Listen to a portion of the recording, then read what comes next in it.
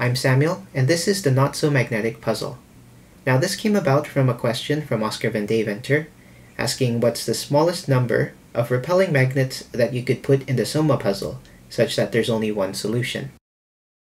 Now to get you up to speed, the Soma puzzle is an old classic with 7 pieces, each of which is made out of 4 cubes, or 4 cubies if you will. And, well, okay, there's this one exception with this one piece that has 3 different cubies. Now, of course, the other bit I mentioned is that there are magnets in the pieces. So the way it works is, well, whenever you have 2 of these magnets facing each other, they repel very, very hard. In fact, if you try to place them next to each other in such a way, you'd actually get them to repel each other. So for example, I've got this T piece right here. If I try to force an L, well, right now the L doesn't want to go down, but if I do force it, we actually reject the T piece. So it can, well, cause a lot of mayhem in your solve. The other bit is the Soma puzzle originally only has 480 solutions. Well, if you don't count reflections, that's 240. But this time around, this puzzle only has 1 solution.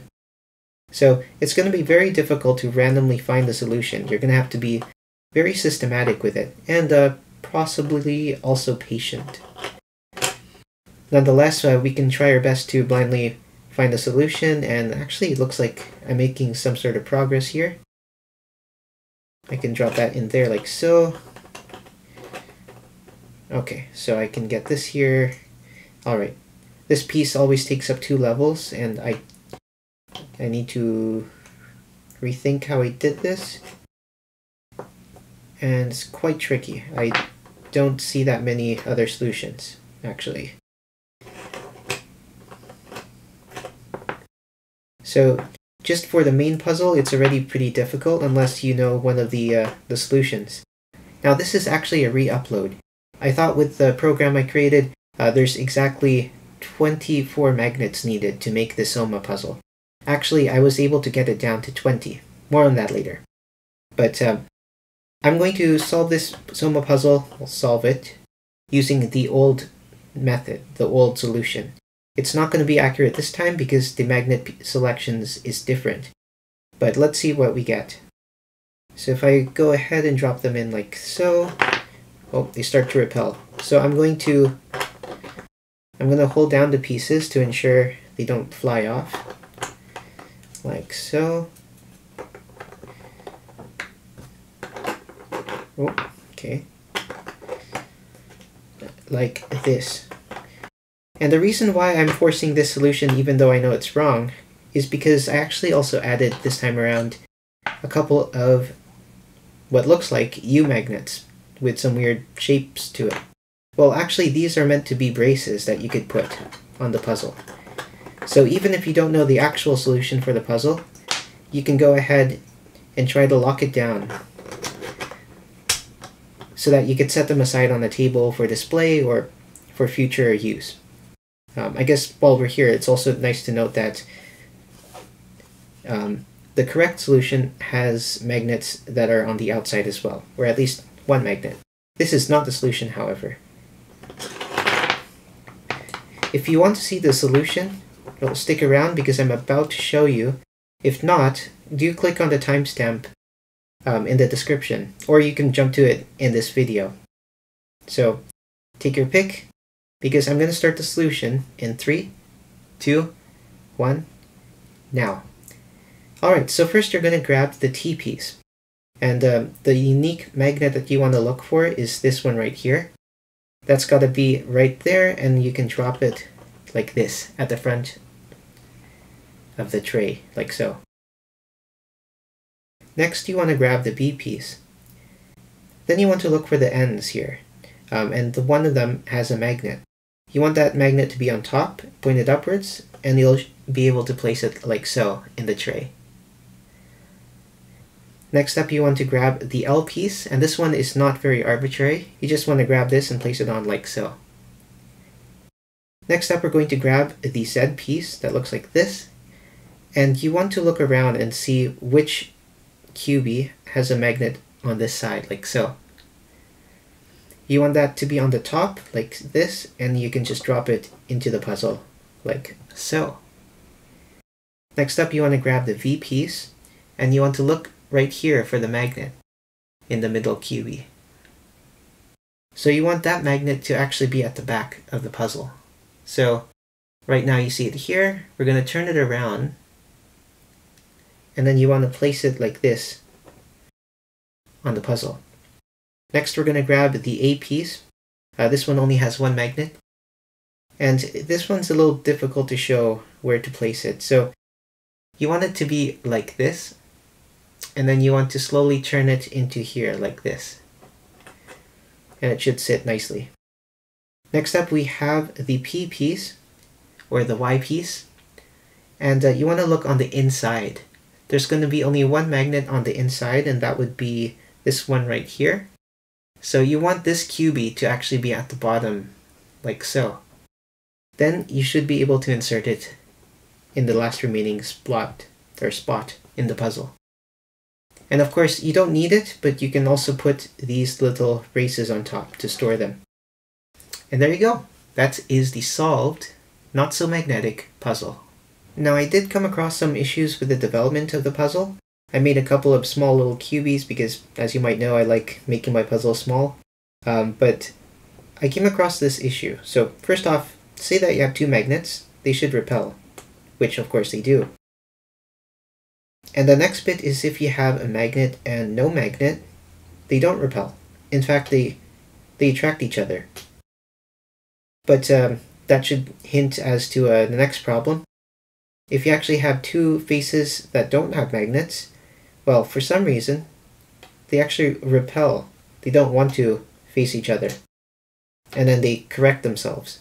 So at first I thought that's going to be a problem. So let me scale that up to, I don't know, 22 millimeters in size. And this time around it did not have a problem. So magnet up on magnet did not work. Magnet and blank face, they sat next to each other. And then if you have two blank faces, they sit next to each other. So that's great. But after releasing the video, Oskar mentioned that he made his own version and made it smaller. And in fact, it did have a different property than I expected. So as you can see, the puzzle does sit together and it doesn't like start to, force itself apart. In fact, if you're in the correct solution, the pieces start to attract each other, like so. However, I did notice that it's a little bit too helpful in some scenarios. For example, this orange piece, this is the correct place for it to go. But since there's only one magnet, you can actually flip it around symmetrically into another position. But this time around, it does not want to sit on the sit down, even though it's technically valid. So it keeps repelling itself, but the only magnet is right here, right there, and it's not really against in front of any magnet. However, it still repels for some reason. So we did reduce the number of potential positions for pieces, but I guess that's a good trade-off for a very frustrating puzzle. Actually, I've also made a slightly bigger puzzle. I believe it's 19 millimeters across one cubie. Slightly bigger than this one, but I thought, I want to keep things small, so since this guy worked, I'm not going to use this version. In fact, I also tried changing things up a different way by using a smaller set of magnets. These ones are only, this version has 6 by 3 millimeters, while this version has, I believe, 5 by 2 millimeters. And the problem is the magnets are just a little too weak to repel these large pieces, or somewhat larger pieces. So I went with the original magnets, and it works surprisingly well at this size. The way I came up with the puzzle, or I solved the puzzle that was presented to make a puzzle that had a minimum number of magnets, I went ahead and pulled out my old copy of the Soma Cube puzzle. No idea what or who made this, but I went ahead and stuck some paper on each of the cube faces that are exposed and assigned a random number to them. Surprise, surprise, there are exactly 122 cubey faces. Perfect for this channel. But the other thing I did was I took the space, the 3x3x3 space that you would put these pieces in, and assigned a number to each of those cubey faces as well. Then of course I had to do the manual work of taking the pieces, grabbing each of their orientations, and mapping that to the cubey faces in space, or the space cubey faces. A mouthful, I know. But there were a few shortcuts I could take. So I think as mentioned, for example, the V piece, once it's in here, you can also place it like this. So what you're basically doing is swapping a set of numbers with another set of numbers. It's pretty straightforward. So once you know which numbers to swap, or what numbers go to what numbers, you can also take another orientation and also take that same thing there. So I had like maybe half of the orientations I needed to manually enter. Then the computer could figure the rest in a program. The other interesting thing is that this piece has 3-fold rotational symmetry. So I only needed like a third of the orientations to map those faces, but the L piece has no symmetry. No rotational symmetry, at least. So I had to map all 24 rotations and stuff. So that took a while. There are a few other things I had to manually enter into the program, but eventually I could figure out all the different locations in the 3x3 space.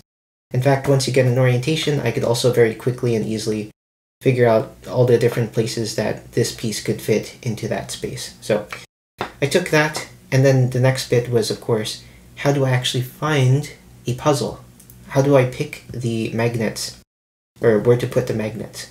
So the naive solution was to grab the 122 faces, pick a random combination of them, and check it up against the 480 solutions. Now, a couple tricks there. The Soma Cube, it originally had ambiguous rotations. You can have this rotation and this orientation.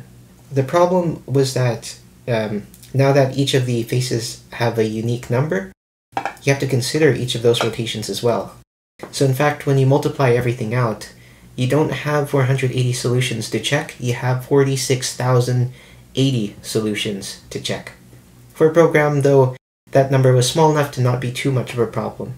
The next thing was how to avoid checking every single combination, working our way up from single magnets up to 48, 122. So I took a greedy algorithm approach. Given the 46,000 different solutions, you want to take a look at how cube face pairs face each other. So for example, if you have these two pieces in some solution, say, you have the face 85 versus face 12 right here. So I went ahead and wrote a quick thing so that it would count all of those pairings in all the solutions and figure out which pairing is the most common.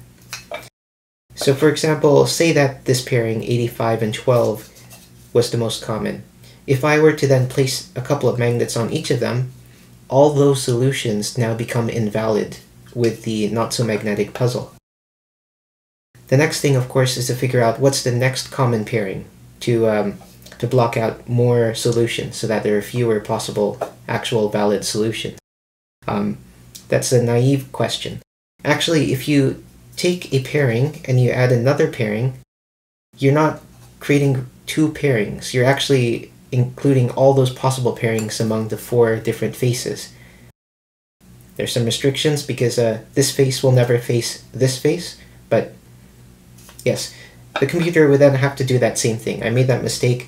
Consider all the new pairings you're introducing when you add a new pairing, and figure out, by adding that new pairing, does that add the most additional solutions in the restricted list? It's a mouthful, but eventually we got there in the end. It looks like there's only 24 magnets needed to restrict solutions to one thing.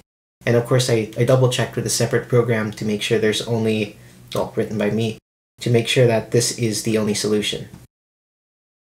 I say only solution. The only other thing is that we're disregarding rotations of the whole cube. So you can rotate that like that and say that there are actually 24 solutions, but I think we can all agree that they're all the same. The only difference though is you cannot take a piece like this, rotate it, and then try to make it fit. Doing that will fail anything else. So only one solution is possible. To pick up where I left off, after releasing the video, in a discussion with Oskar and some folk, they mentioned that the greedy algorithm might not be perfect. In fact, there might be a puzzle with fewer magnets. I went ahead and opened the program and tried to manually skip some numbers and come up with a different puzzle. Sure enough, I ended up with a puzzle that had 23 magnets instead of the 24. So I went ahead and also tried to iterate on that. So with the best puzzle that I know, try every single combination or pair of magnets that was chosen, remove them, and put a different magnet in a different place that wasn't chosen yet. After systematically trying to do that to reduce the number of magnets by 1 each time, I was able to bring it down to 20 magnets. And I'm not sure if I'll find one that is smaller than 20 anytime soon, as there's quite a few things to check. But I guess I'll leave that as a challenge. Can you come up with something that uses 19 magnets? How about a puzzle with 18? Or fewer? Anyways, this has been the Not So Magnetic Puzzle, Take 2. Thanks for watching.